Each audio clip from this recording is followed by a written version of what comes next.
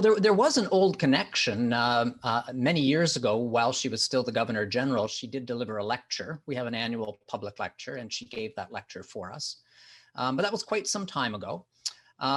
What happened was we had a chancellor, J.P. Gladue, whose term was expiring. And so naturally, we began a process to look for JP's successor. And we asked people to contribute suggestions and so on. We had a committee of people from the college that received those suggestions, generated some of their own. Her name was on the list.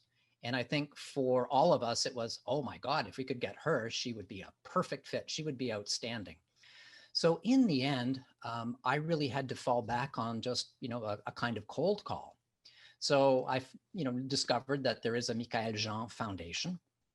And I took some time and composed a very nice letter explaining, who I was, that I was looking for an opportunity to talk to her. And I explained what it is I wanted to talk to her about, the possibility of an appointment as Chancellor of St. Paul's and why this would be such a wonderful thing for her and so on. And I sent that off and thought, well, we'll see what happens. 2 minutes later, I get an email back saying, hey, Professor Myers, it's me, Paul Cormier. Remember me from your political science class back at St. Thomas? So her executive secretary turns out to be a guy I taught many years ago when I was a professor out in New Brunswick. Right away, it seemed that, oh yeah, this is going very well. So he did arrange the call. We had a marvelous chat. And the point that I made to her was that, there's an incredible match between our interests and priorities as a college and, your values and priorities as a person. And as I explained, what we do at St. Paul's, she became very excited about it. And by the end of the conversation, I think she was sold on it. Well, I can just tell you, I think she's a great fit for us and a great match. Part of what we laid out for her, the things that we focus on at St. Paul's, we're involved in academic programming in the areas of international development, human rights, Indigenous studies, and Canadian studies. She has a profound interest in all of those areas.